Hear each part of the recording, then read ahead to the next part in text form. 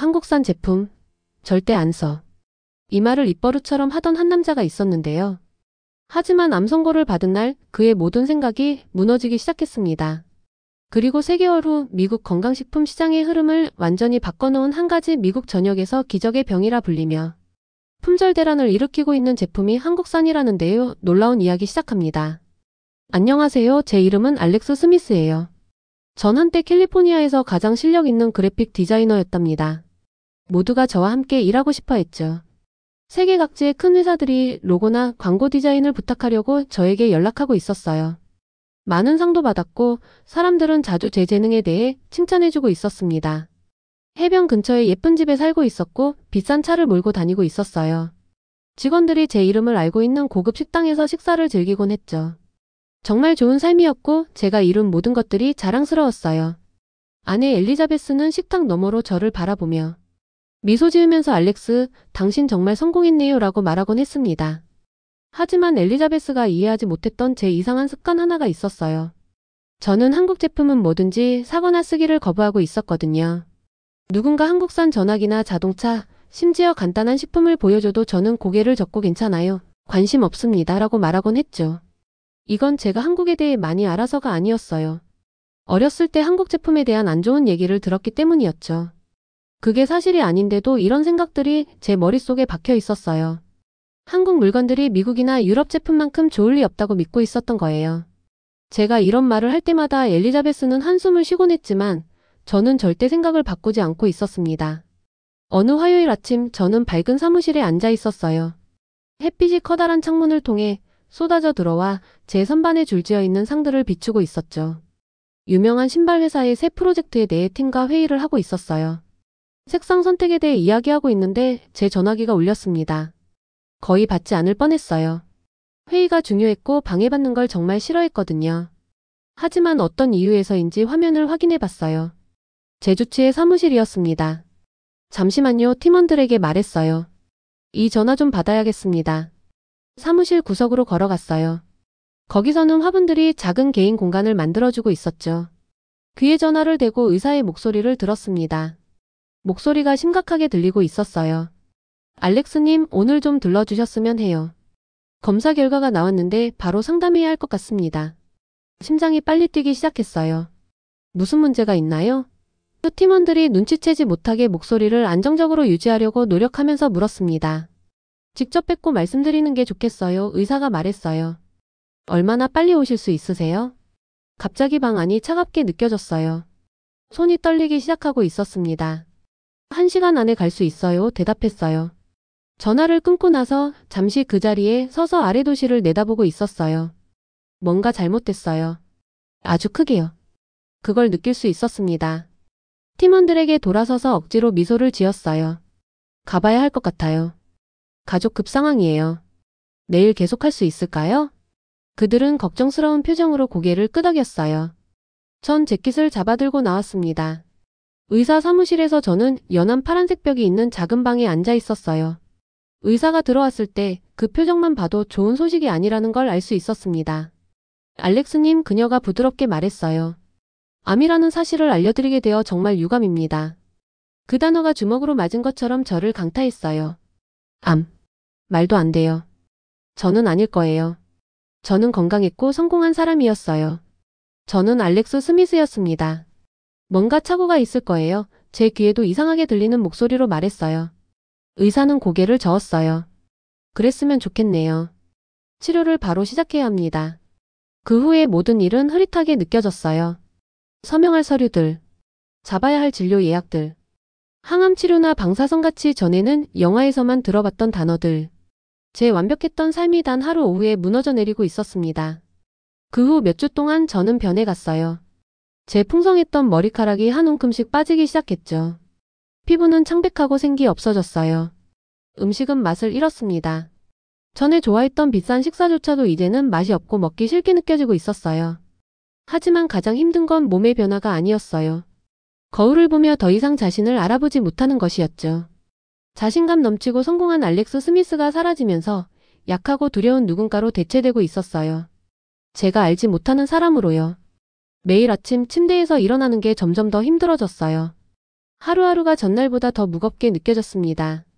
제 삶과 업적들은 이제 의미가 없어 보였어요. 그걸 즐길 시간이 없다면 성공이 무슨 소용이 있을까요? 제가 이룬 모든 것들이 어떤 의미가 있을까요? 엘리자베스는 도움을 주려고 애썼어요. 차를 가져다주고 제 옆에 앉아서 통증이 심할 때면 제 손을 잡아주곤 했죠. 하지만 그녀조차도 제 마음이 빠져든 어두운 곳까지는 닿지 못하고 있었습니다. 저는 희망을 잃어가고 있었어요. 자신을 잃어가고 있었습니다. 그리고 제가 항상 믿기를 거부했던 곳, 제가 가장 예상하지 못한 곳에서 도움이 올 거라는 건 전혀 알지 못하고 있었어요. 병원이 제 두 번째 집이 되어가고 있었어요. 하얀 벽과 삐소리를 내는 기계들, 그리고 소독약 냄새가 제 꿈속까지 따라오고 있었죠. 사흘마다 저는 의자에 앉아 가느다란 튜브를 통해 팔로 약이 떨어지는 걸 지켜보고 있었어요. 이 약은 암세포를 죽이기 위한 거였지만 암보다 더 제 몸을 힘들게 하고 있었습니다. 누구의 도움도 원치 않았어요. 친구들이 전화하면 엘리자베스에게 제가 자고 있다고 말하라고 했죠. 이웃들이 음식을 가져와도 그냥 손도 안 대고 놔두곤 했어요. 세상에 화가 나 있었어요. 저를 배신한 제 몸에도 화가 났고 여전히 평범한 일상을 살고 있는 모든 사람들에게도 화가 나 있었습니다. 암 환자 지원 모임에 참여해보는 게 어떨까요? 진료 중에 의사가 제안했어요. 비슷한 경험을 하고 있는 분들과 이야기하면 도움이 될 수 있을 거예요. 저는 바로 고개를 저었어요. 저는 다른 환자들과 달라요 라고 말했죠. 하지만 마음 깊은 곳에서는 이제 저도 정확히 그들과 같다는 걸 알고 있었어요. 단지 그걸 받아들일 수 없었을 뿐이었죠. 어느 저녁 엘리자베스가 작은 상자를 들고 퇴근해 왔어요. 몇 주 만에 처음으로 그녀의 눈빛이 밝아 보였고 거의 희망찬 느낌이 들고 있었습니다. 회사에 로렌이 당신한테 보냈대요. 그녀가 상자를 부엌 식탁에 놓으며 말했어요. 치료 중 기력 회복에 도움이 될 거라고 하더라고요. 별 관심 없이 상자를 열었어요. 안에는 한글이 써있는 어두운 색상의 병이 들어 있었어요. 라벨을 집어들고 인상을 찌푸렸습니다. 홍삼 액기스. 앞면에는 붉은 뿌리의 그림이 있었고 뒷면에는 한국어와 영어로 사용법이 적혀 있었어요. 한국산 인삼이라고? 믿을 수 없다는 듯 날카로운 목소리로 말했어요. 내가 한국 제품에 대해 어떻게 생각하는지 알잖아. 엘리자베스는 한숨을 쉬며 맞은편에 앉았어요. 늦은 오후의 햇살이 그녀의 피곤한 모습을 눈 밑의 그림자를 더 뚜렷하게 보이게 하고 있었어요. 그녀에게도 이 상황이 쉽지 않다는 걸 알고 있었죠. 알렉스, 제발, 그녀가 조용히 말했어요. 로렌의 언니가 암치료 중에 이걸 썼대요. 피로감과 메스꺼움에 정말 도움이 됐다고 하더라고요. 필요 이상으로 3개 병을 내려놓았어요. 또 다른 한국의 기적의 치료제인가 보지? 그들의 제품이 그렇게 놀랍다면 왜 미국 의사들은 수년간 이걸 추천하지 않았던 거지? 엘리자베스는 더 논쟁하지 않았어요. 그저 슬픈 눈으로 저를 바라보고만 있었죠. 시도해보면 뭐가 해롭겠어요? 지금까지는 부작용에 효과 있는 게 없었잖아요. 거절하고 싶었어요. 암이 거의 모든 것을 앗아갔지만 제 오래된 자존심은 여전히 남아있었거든요. 하지만 엘리자베스의 얼굴을 보니 제가 날이 갈수록 쇠약해지는 모습을 지켜보는 그녀가 얼마나 고통받고 있는지 느껴졌어요. 알았어, 중얼거렸어요. 한번 시도해볼게. 하지만 기적 같은 건 기대하지 마. 그 액기스는 쓰고 이상한 맛이 났어요. 따뜻한 물에 타서 마셔야 했는데 첫 시도에는 거의 뱉을 뻔했죠. 하지만 엘리자베스가 그런 희망찬 눈빛으로 저를 지켜보고 있어서 억지로 삼켰습니다. 이제 좋아? 빈 컵을 내려놓으며 물었어요. 그녀는 고개를 끄덕이며 며칠 만에 처음으로 미소를 지었어요. 그 다음 일주일 동안 주로 엘리자베스를 기쁘게 하려고 매일 아침 홍삼 액기스를 먹었어요. 효과가 있을 거라고는 믿지 않았죠. 아마 비싼 색소물에 약간의 허브만 넣은 거라고 혼자 생각하고 있었어요. 하루하루 쓴 액체를 삼키며 엘리자베스가 이 실험의 실증을 내길 기다렸죠. 하지만 그녀는 계속해서 매일 아침 제 앞에 컵을 놓았고 저는 그녀의 작은 인정의 미소를 보기 위해 계속 마시고 있었어요. 열흘쯤 지났을 때 이상한 일이 일어났어요. 알람이 울리기 전에 스스로 깼거든요. 별것 아닌 것처럼 들릴 수도 있지만 진단받은 이후로 처음으로 시끄러운 알람 소리에 끌려 일어나지 않은 거였어요. 정말로 제 스스로 눈을 떴고 뭔가 달라진 느낌이 들었습니다. 항상 함께하던 극심한 피로감이 어쩐지 가벼워진 것 같았어요. 완전히 사라진 건 아니지만 그렇게 압도적이지는 않았죠. 침대에 앉아서 일어나기 전에 힘을 모으느라 잠시 멈출 필요가 없다는 걸 깨달았어요. 화장실에서 거울을 보니 제 얼굴은 여전히 창백하고 마른 상태였지만 눈이 더 선명해 보였어요. 제가 상상하고 있는 걸까요? 많은 나쁜 날들 중 그저 좋은 하루일 뿐일까요? 엘리자베스에게는 아무 말도 하지 않았어요. 헛된 희망을 주고 싶지 않았거든요. 하지만 다음 날도 또 그 다음 날도 일찍 일어났어요. 매일 아침 침대에서 일어나는 게 조금씩 더 쉬워지고 있었어요. 치료 후에 끔찍한 메스꺼움도 덜 심해졌고요. 속이 불편하지 않게 소량의 식사도 할 수 있었습니다. 엑기스를 거의 3주 가까이 복용했을 때의 어느 날 밤, 통증으로 깨지 않고 밤새 잠을 잤어요.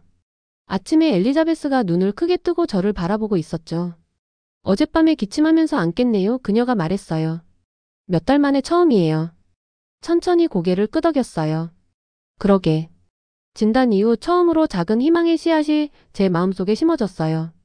한국산 홍삼이 도움이 되고 있을지도 모른다고 인정할 준비는 아직 안 되어 있었어요. 제 자존심이 그것을 인정하기엔 아직 너무 강했거든요.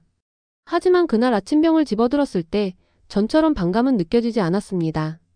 어쩌면, 정말 어쩌면 도움은 가장 예상치 못한 곳에서 왔을지도 몰라요. 제가 평생 한 번도 기회를 주지 않고 무시해왔던 그런 것으로부터요. 홍삼 엑기스를 먹기 시작한 지 정확히 2달 후 검진 예약일이 다가왔어요. 진료실에 앉아있는데 종이로 덮인 진찰대에서 다리가 축 늘어져 있었죠. 구겨진 종이가 제가 움직일 때마다 바스락거리는 소리를 내고 있었어요. 가만히 있으려고 노력했지만 심장이 빠르게 뛰고 있었습니다. 마르티네즈 박사가 클립보드를 들고 들어왔어요. 그녀의 하얀 가운이 짙은 피부와 대비되어 밝게 빛나고 있었죠. 그녀가 제 차트에서 고개를 들더니 놀라운 일을 했어요. 미소를 지었습니다. 알렉스님, 혈액 검사 결과가 상당히 좋아졌네요. 그녀가 페이지를 넘기며 말했어요. 면역 지표가 올라갔고 다른 여러 지표들도 지난 방문 때보다 훨씬 좋아 보입니다. 불가능한 생각처럼 느껴졌어요. 불과 몇 달 전만 해도 저는 한국 제품조차 사지 않았거든요.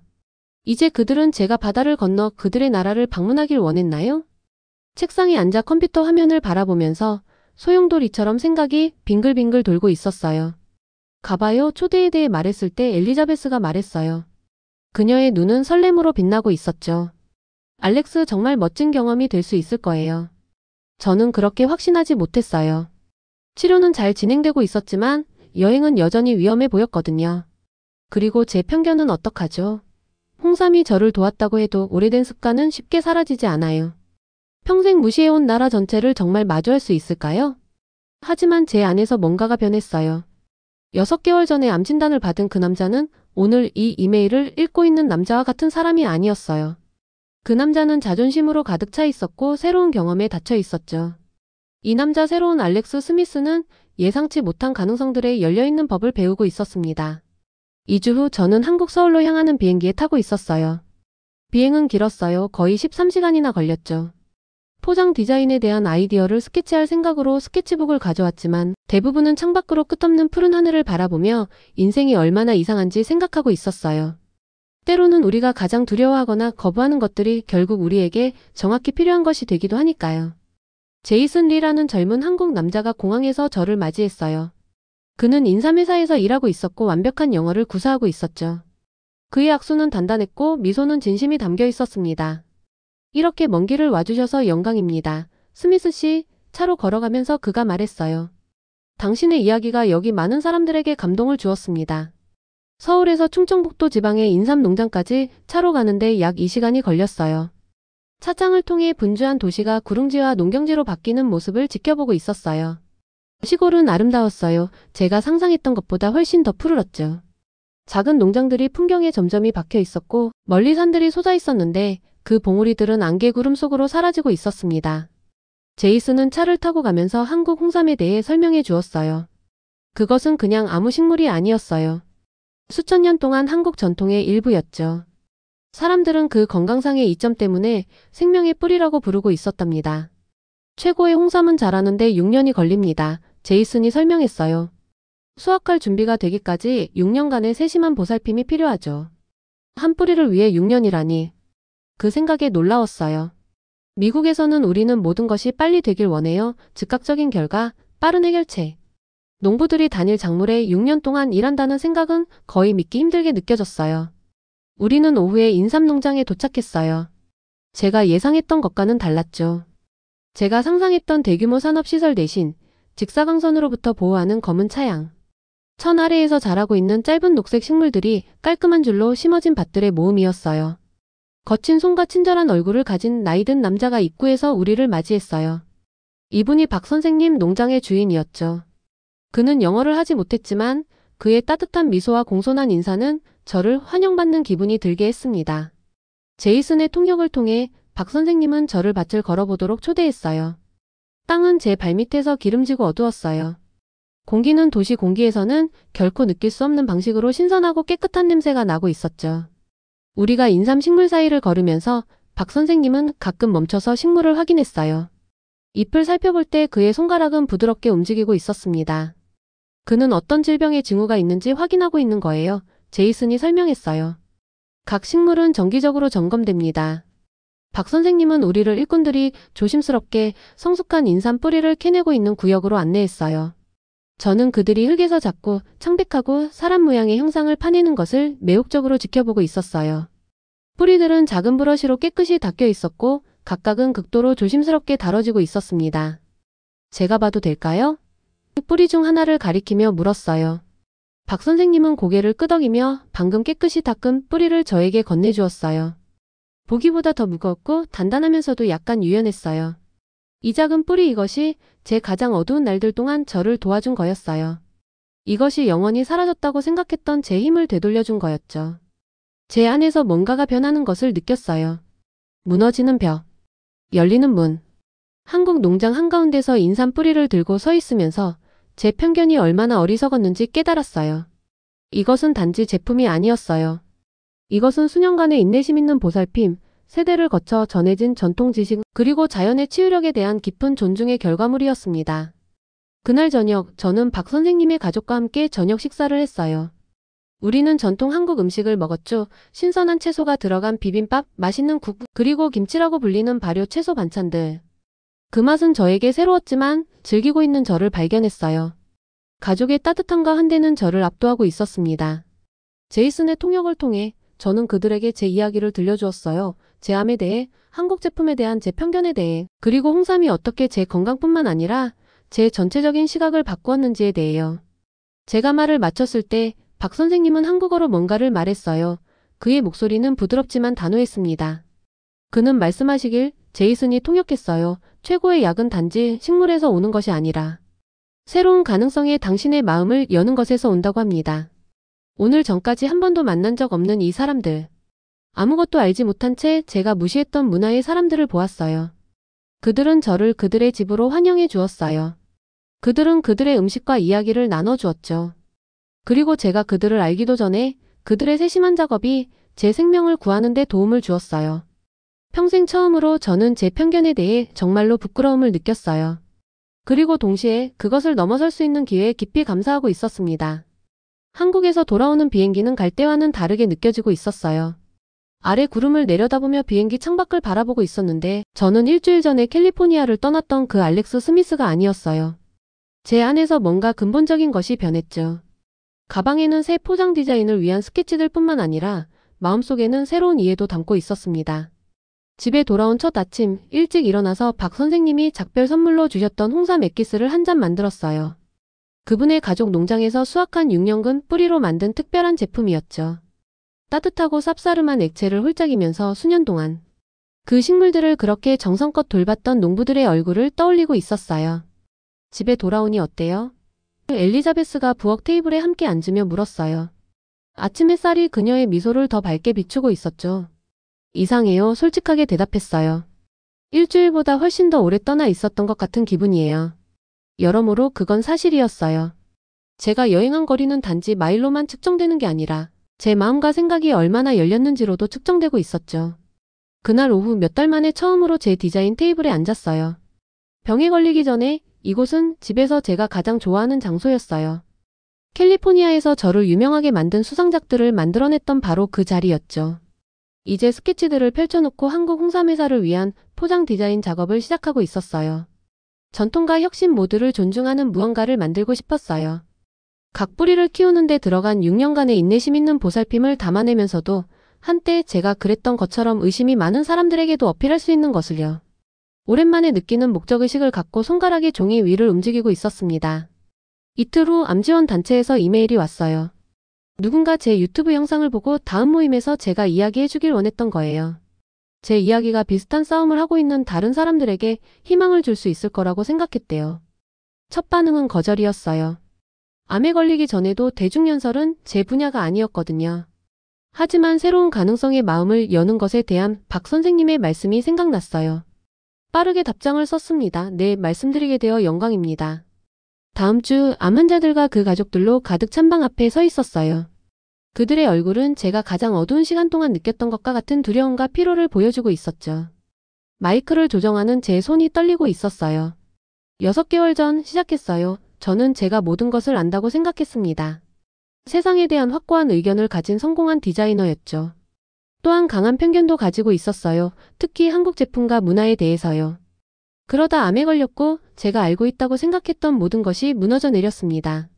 제 여정에 대해 이야기했어요. 진단, 절망, 그리고 고집스러운 자존심 때문에 거의 시도하지 않을 뻔했던 홍삼 엑기스. 한국 방문가 인삼농부들의 헌신을 보면서 그들의 제품에 대한 제 의견뿐만 아니라 제 전체적인 세계관이 어떻게 바뀌었는지 설명했어요. 작은 변화들이 당신의 인생을 변화시킬 수 있어요. 저를 지켜보는 얼굴들을 바라보며 말했어요. 때로는 희망이 우리가 가장 예상치 못한 곳에서 오기도 해요. 때로는 더 나은 것을 발견하기 위해 우리가 안다고 생각하는 것을 놓아줘야 할 때도 있습니다. 제 이야기가 끝난 후 머리에 화려한 스카프를 감고 있는 한 여성이 다가왔어요. 그녀의 눈은 피곤해 보였지만 친절했죠. 고마워요. 그녀가 간단히 말했어요. 너무 절망적인 기분이었어요. 당신 이야기가 상황이 나아질 수 있다는 걸 떠올리게 해주었어요. 그 순간 제 여정이 더 이상 저만의 것이 아니라는 걸 깨달았어요. 제 경험을 나눔으로써 다른 사람들이 어려운 시간을 헤쳐나갈 수 있도록 도울 수 있었습니다. 그 후 몇 달 동안 제 인생은 새로운 방향을 잡아갔어요. 제가 한국 홍삼회사를 위해 만든 포장 디자인이 승인되어 생산에 들어갔죠. 제 암은 완화 상태가 됐어요. 제 유튜브 채널은 성장했고 매일 더 많은 사람들이 제 이야기에서 희망을 찾고 있었습니다. 유튜브 수익의 일부를 암지원 단체에 기부하기로 결정했어요. 제가 받은 선물 회복된 건강과 더 넓은 시각이라는 선물을 다시 전달하는 것이 옳게 느껴졌거든요. 엘리자베스와 저는 또 다른 한국 여행을 계획하기 시작했어요. 이번에는 더 많은 나라와 문화를 탐험하기 위해서요. 한국의 디자인 전통에 대해 배우고 싶었고 아마도 미래 프로젝트에서 현지 예술가들과 협업할 수도 있을 것 같았습니다. 어느 저녁 우리가 현관에 앉아 일몰을 지켜보고 있을 때 엘리자베스가 물었어요. 처음 그 홍삼병을 시도하지 않았다면 지금 상황이 얼마나 달라졌을지 생각해 본 적 있어요? 잠시 생각해 봤어요. 아마도 여전히 옛날의 알렉스 스미스였겠죠. 성공했지만 편협한. 암은 저를 변화시켰겠지만 이 새로운 길을 찾지는 못했을 거예요. 그리고 이렇게 많은 사람들을 도울 수도 없었겠죠? 그녀가 덧붙였어요. 그녀 말이 맞았어요. 제 여정은 완전한 원을 그렸어요. 한때 한국 제품을 고려조차 하지 않았던 남자가 이제 그것의 옹호자가 됐죠. 상과 인정만을 신경 썼던 디자이너가 이제 문화를 연결하고 다른 사람들을 돕는 데서 더 깊은 의미를 찾고 있었습니다. 질병에서 돌아오는 길은 결코 쉽지 않아요. 여전히 정기검진이 있었고 피곤하거나 걱정되는 날들도 있었죠. 하지만 이제 저는 다른 정신으로 그 길을 걷고 있었어요. 개방성, 감사함, 그리고 희망의 정신으로요. 제 삶은 단지 암에서 회복한 것뿐만 아니라 제 편견이 얼마나 잘못되었는지 발견함으로써 변화했습니다. 때로는 가장 위대한 여정은 수천 마일을 여행할 때가 아니라 바로 우리 앞에 있는 새로운 가능성들의 마음을 열 때 일어나요. 제 여정이 저에게 그것을 가르쳐 주었죠. 그리고 이제 그 교훈을 다른 사람들과 나누는 것이 제 새로운 목적이 되었습니다. 오늘의 영상은 여기까지입니다. 오늘의 사연 재미있게 보셨다면 구독과 좋아요 꼭 부탁드릴게요.